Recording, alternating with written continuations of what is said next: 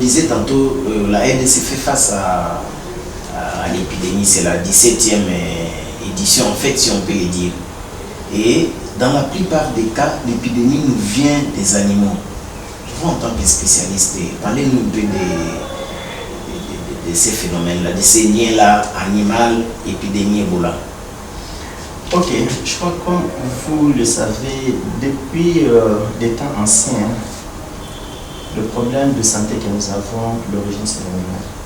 Parce que si nous prenons les pandémies, les grandes pandémies que nous avons connues à travers le monde avant Jésus-Christ, après Jésus-Christ, vous allez voir que les animaux ont presque toujours été impliqués. Pourquoi? Parce qu'il y a des maladies qui circulent entre les humains. Et ces maladies, dans la plupart des cas, les gens ont développé des anticorps. Et même quand vous avez des épidémies, parfois il y a des médicaments, parfois il y a des vaccins, on peut les gérer assez facilement. Mais ces nouvelles maladies qui arrivent, c'est là que nous avons des problèmes. Covid, on ne connaissait pas. SARS, on ne connaissait pas. MERS, on ne connaissait pas. Il y a quelques décennies, Marburg, on ne connaissait pas. Ebola, on ne connaissait pas.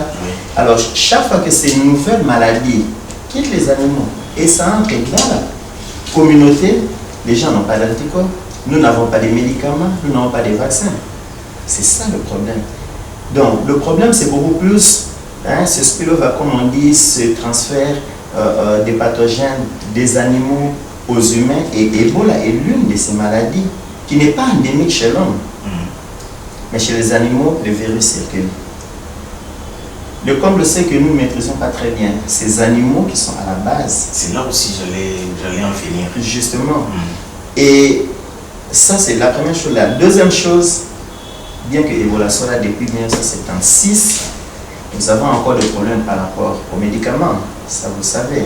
Et même au vaccin, le vaccin qui est là, ça ne protège pas contre toutes les souches. Donc, les scientifiques travaillent encore sur ça. Et ce qui fait de l'Ebola toujours une maladie très, très grave, évidemment, quand ça arrive quelque part, pour pouvoir la contenir. En RDC, on a de l'expérience là-dessus, mais on sait voir quand même les difficultés qu'il y a tout autour. Donc, ce sont les animaux dont nous avons besoin pour notre existence, malheureusement, qui hébergent aussi des pathogènes qui de temps en temps passent dans la communauté humaine et qui engendrent des épidémies comme ça. C'est possible, quand vous parlez des animaux, sont des animaux plus sauvages ou domestiques? Les deux, mais beaucoup plus les animaux sauvages. Les animaux sauvages, beaucoup plus. Pourquoi?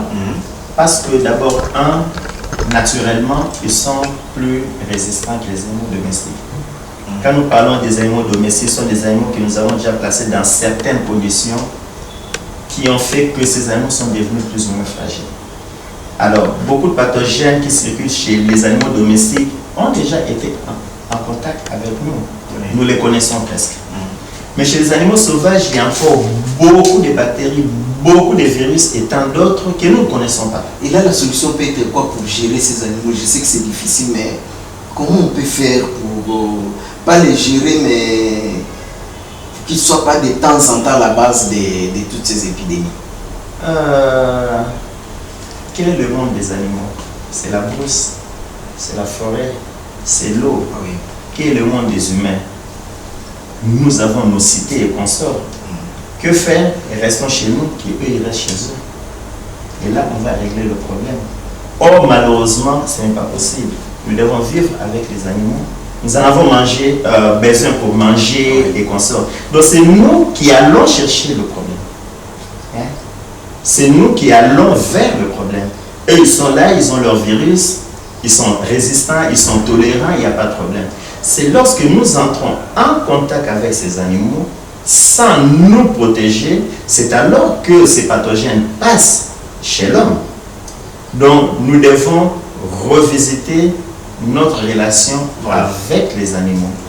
Dans certains milieux, c'est possible, comme nous sommes ici à Kinshasa et consorts, nous allons mener une étude pour voir un peu quels sont les facteurs qui sont autour de la circulation de tous ces pathogènes. À Kinshasa, ici, c'est beaucoup plus des immondices et tout ça. Mais quand vous allez à l'intérieur, on vous parle de ces contacts fréquents. Si vous allez en Mbandaka, les gens sont avec les animaux sauvages. Ils vivent en pleine forêt. Regardez Mbandaka comme ça, c'est toute la forêt. Et les animaux sauvages sont là. Et dire qu'il n'y ait pas contact entre humains et animaux sauvages, c'est très difficile. C'est pourquoi nous, dans le secteur animal, nous fournissons beaucoup d'efforts parce que nous serons obligés de continuer à vivre avec ces animaux, tant domestiques que sauvages. Nous devons maintenant connaître à quel moment ce spillover, comme on a dit, ce transfert des pathogènes se fait. Si nous connaissons, étant donné que nous ne saurons jamais demander aux gens de ne jamais être en contact avec des animaux, tout au moins, nous pourrons leur dire, attention, si vous êtes en contact avec tel animal, à tel moment, voilà comment vous devez. Là aussi, c'est un problème de sensibilisation. Sensibilisation, effectivement, mais en amont, il faut générer des évidences. Oui. Nous devons savoir, vous n'irez jamais dire aux gens qui sont en brousse ici, si vous prenez le plateau de Batéké, hier il y avait beaucoup d'animaux, des antilopes et trucs, il n'y en a plus. Maintenant, ce sont les rongeurs, les gens vont manger les rongeurs, ils en ont besoin. Vous n'allez jamais leur dire de ne jamais manger ces rongeurs, ils mangeront toujours. Si nous voulons les aider, nous, en tant que scientifiques, c'est leur dire, attention, quand vous prenez un rongeur et vous voulez préparer ça, faites attention avec telle ou telle partie parce que c'est là que les pathogènes peuvent être. Ou alors, quand vous le faites, voilà comment vous devez faire. Donc, utilisez des pratiques qui protègent. Et à ce moment-là, les gens pourront commencer à adopter ces pratiques et se protéger. Ne pas le faire, ça sera très très difficile qu'ils puissent adopter certains de nos messages qui sont tels que ne mangez pas, ne touchez pas. Là, malheureusement, ça ne marche pas. Parce qu'il y a ces concepts-là de One Health, oui, Une santé. Une santé. Parlez-nous un peu de ces concepts-là par rapport à l'épidémie que nous vivons aujourd'hui à l'RDC. Effectivement, le concept One Health, je pense que One Health a sa place, surtout dans nos milieux. Parce que si vous allez dans les pays industrialisés, où vous avez les gens qui s'occupent de la santé humaine, ils sont là, ils sont très bien équipés, il y a des gens qui sont là, bien motivés, ils font leur travail. Mais à côté, comme nous l'avons dit, beaucoup de maladies qui affectent l'homme, ça provient des animaux, ça peut provenir aussi de l'environnement. Poliomyélite, c'est l'environnement. Ça peut provenir aussi de la plante fièvre typhoïde et consorts, c'est à travers la plante aussi. La plante ne fait pas la salmonellose ou la fièvre typhoïde, mais ça peut porter les bactéries comme ça. Donc, c'est clair que beaucoup de maladies dont nous souffrons, ça provient des animaux, de l'environnement ou de la plante où tous ces secteurs sont impliqués. Voilà pourquoi nous parlons de One Health. Si nous voulons protéger la santé de l'homme, nous devons aussi tout faire pour avoir des animaux en bonne santé, un environnement sain, pas d'immondices, pas de saleté dans la rivière et toutes ces histoires-là, mais aussi des légumes, des fruits que nous produisons d'une manière saine. Est-ce que vous êtes associé à cette lutte ici, vous en tant que santé animale?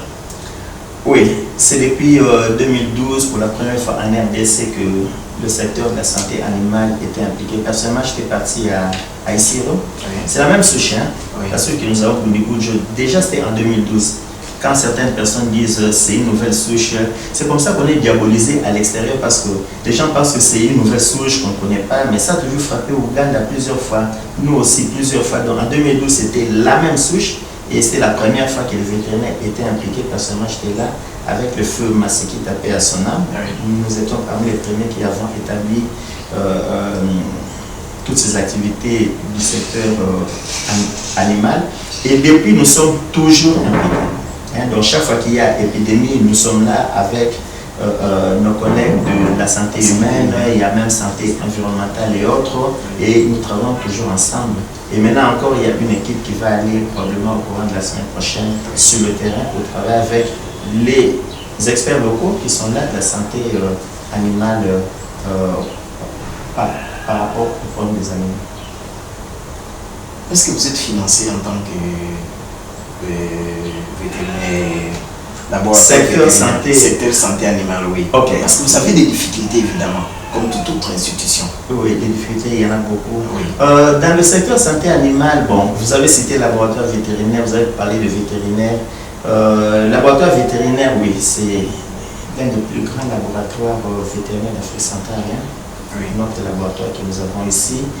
Et nous avons déjà établi beaucoup, il y a beaucoup de techniques que nous réalisons ici, beaucoup de maladies que nous pouvons diagnostiquer. L'expertise est là. La plus grande difficulté que nous avons au niveau du laboratoire vétérinaire central, ce sont les moyens sur le plan financier, parce que les équipements, il faut les remplacer de temps en temps, il faut les entretenir, il faut acheter les réactifs, il faut acheter les consommables et autres. Or, le laboratoire vétérinaire tel que ça est là, c'est pour apporter son soutien aux éleveurs au niveau du secteur animal. Donc, il faudra qu'il y ait, on a besoin d'un appui de l'extérieur, mais malheureusement, au niveau du laboratoire, on n'a pas tellement beaucoup d'entrées dans ce sens-là. Si nous prenons le secteur de la santé animale, c'est pareil. Hein? Oui. Parce que beaucoup de partenaires sont malheureusement autour de l'homme. C'est normal, nous sommes des humains, c'est comme ça qu'on met beaucoup de paquets là-bas. Si vous regardez l'OMS, vous comparez à l'OMS A, l'OMS des animaux, on ne peut pas comparer tout le budget qu'il y a à gauche ou à droite. D'ailleurs, l'OMS, il n'y a pas longtemps, à l'époque c'était OIE, Office international des épizooties, qui ne recevait même rien au niveau des Nations Unies pendant des décennies et des décennies. Donc, on voit déjà ce déséquilibre qui est là. C'est pourquoi on parle de ONE-FC aussi à ce niveau-là. Oui. ONE-F veut dire aussi, quand on finance l'OMS, il faut qu'on finance aussi l'OMSA, il faut qu'on finance aussi FAO, il faut qu'on finance aussi l'UE, Programme des Nations Unies pour l'environnement, afin que la santé des humains, des animaux, des plantes, de l'environnement soit à un bon niveau. C'est ça aussi le ONE-F. C'est pas seulement au niveau de la base, mais ça doit commencer là-bas, ça doit descendre au niveau des pays. Quand il y a un budget pour la santé, il faut qu'il y ait aussi un budget pour la santé animale, pour la santé végétale, pour la santé environnementale. Voilà. Si nous voulons protéger l'homme, on doit commencer par là. Et si on ne le fait pas, il y aura toujours des maladies qui viendront matin, midi, soir et qu'on sort. Au niveau des laboratoires aussi, au niveau des universités, ça doit être pareil. Oui. Donc on a les facultés de médecine vétérinaire, les facultés de médecine et autres. Donc il faudra que ça soit la même considération. Et à ce moment-là, on aura des équipes solides un peu partout. Chacun va faire son travail et il y aura moins de problèmes du côté humain. Donc côté animal, on a beaucoup de soucis, surtout côté financement, oui. Mais aussi côté motivation, parce que les gens vont travailler, ils doivent être motivés. Oui. Si vous regardez la prime des risques des médecins et des médecins vétérinaires... C'est parce que vous n'en parlez pas. On doit parler de quoi? Par rapport à toutes ces difficultés. Mais chaque matin, quand vous vous réveillez, vous cherchez à manger, vous mangez quoi? Vous savez, nous avons évolué, le monde a évolué, le monde n'est plus dans la réactivité. Dans nos pays africains, nous sommes toujours autour de l'hôpital. Quand on parle de la santé, on voit beaucoup plus l'hôpital et toutes ces histoires-là. Mais dans d'autres pays qui ont... commencer ce business avant nous, les pays évolués, on est en amont de la maladie. On fait tout pour que les gens tombent de moins en moins malades. Il y a beaucoup de partenaires qui viennent dans nos pays pour nous aider, pour améliorer la prise en charge. Je ne suis pas contre. Et moi, j'ajoute, pour vous amener à la morgue. Quand les gens viennent dire combien ressortent, il y a beaucoup qui restent. Mais la meilleure façon, c'est d'aller là, au niveau de la communauté, aider ces gens à tomber moins malades. Oh, mais c'est la rivière, non, cette rivière est ça. On doit assainir. Non, mais ces animaux, ainsi de suite. C'est en amont. Et en amont, c'est le secteur de la santé environnementale qui, malheureusement, ne sont presque pas pris en charge par nos pays. Dans nos pays, et c'est pourquoi vous voyez, nous avons déjà beaucoup de maladies qu'on n'arrive pas à gérer. Malaria, ça tue beaucoup. Pourtant, malaria, sa solution, c'est l'eau. Ils m'en disent. C'est l'eau. C'est très simple, on peut régler ça simplement. Mais comme nous sommes autour de l'hôpital, des millions de gens tombent malades, des milliers sont en train de mourir à cause de la stratégie qui est réactive pour les protéger. Nous ne devons plus être dans la protection. Après, oui, on va surveiller, on va riposter s'il y a un problème. Mais si on doit se concentrer autour seulement de la surveillance et de la riposte, quand il y a des problèmes... Un dernier mot lancé au gouvernement congolais, difficultés financières que vous rencontrez, et pas seulement ça, mais surtout à la population et face à la 7e épidémie d'Ebola qui frappe la RDC. La 17e épidémie d'Ebola, je pense que cette euphorie qu'il y a sur le plan international, nous ne devons pas nous emballer dans le même sens. Nous avons toujours géré Ebola. Nous savons que les contextes ne sont pas les mêmes. Hein, il y a beaucoup de problèmes. Cet Ebola, moi je pense que s'il y a des problèmes, c'est beaucoup plus sécuritaire que sanitaire. Hein. Sur le plan sanitaire, nos équipes peuvent gérer. Il suffit qu'elles aient les moyens. En tout cas, nous avons assez de gens qui ont prouvé dans le pays et à l'extérieur comment on peut gérer Ebola. Même Ebola qui nous a surpris en 2019, 2020, 2018 dans les Grands Nord, ce n'est pas parce que nos équipes étaient faibles, c'est à cause des problèmes sécuritaires. Donc là aussi, nous risquerons peut-être d'avoir ce problème-là. Justement, vous avez appris, on a brûlé des centres là-bas et les gens sont sortis. Et surtout, nous parlons d'une maladie. Attention, Ebola, ce n'est pas toujours le sang. Ebola, c'est la fièvre, des courbatures et trucs. Et quand ça commence là, vous ne savez toujours pas dire que c'est Ebola. Raison pour laquelle il faudra vraiment que les équipes aient leur morale, que toutes les conditions soient réunies pour gérer ça. Donc, la population doit être confiante que les équipes qui sont là sont en train de faire un bon travail. Et si nous travaillons ensemble, parce que quand quelqu'un tombe Ebola, il n'est pas avec les équipes, c'est d'abord dans la communauté. Quelqu'un a la fièvre dans la communauté. Quelle est l'attitude de la communauté? On cache ou on amène la personne à l'hôpital. Si nous voulons nous protéger, il faut des cas de fièvre et tout ça, comme tout ce qu'on dit à travers les médias, par le ministère de la Santé publique, il faut que nous puissions rapporter tous ces cas. Au niveau du gouvernement, moi je vais plaider parce que nous puissions aussi travailler à ce niveau-là, comme le One Health dit, des animaux en bonne santé, un environnement qui est sain, et même des légumes et consorts, et les gens tomberont de moins en moins malades.